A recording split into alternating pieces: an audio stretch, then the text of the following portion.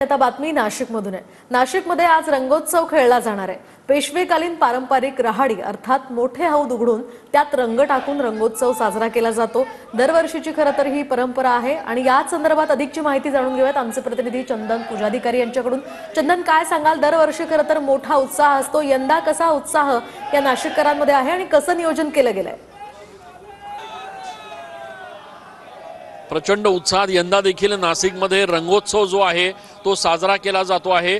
मी सध्या नाशिकच्या मधलेहोळी परिसरात आहे, ज्या ठिकाणी रहाड उघडली गेलेली आहे। रहाड म्हणजे पेशवेकालीन या रहाडी म्हणजे एक प्रकारचे हौद आहेत जे शहरातल्या चौकांमध्ये बांधण्यात आले होते पेशवे काळामध्ये, आणि याच हौदांमध्ये दरवर्षी रंगपंचमी रंगोत्सव जो आहे तो साजरा केला जातो। आपण बघतोय की या रहाडी वर्षातनं एकदाच उघडल्या जातात। शहरात अशा पद्धतीच्या जवळपास 7 रहाडी आहेत आणि या पेशवेकालीन रहाडी ज्या आहेत त्या वर्षातून रंगपंचमीच्या दिवशी उघडल्या जातात।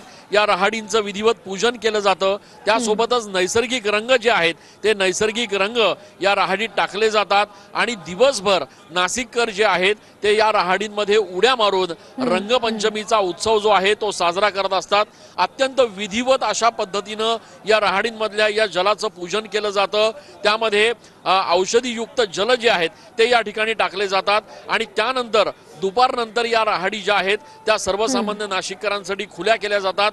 हजारो नाशिककर या पारंपरिक रहाडांमुळे उड्या मारतात। नक्कीच चंदन, एकूणच उत्साहपूर्ण वातावरण सध्या नाशिककरांमध्ये आहे। सगळ्या नाशिककरांना आणि सगळ्यांनाच खरं तर रंगपंचमीच्या शुभेच्छा। धन्यवाद तुम्ही दिलेल्या या सविस्तर माहितीसाठी।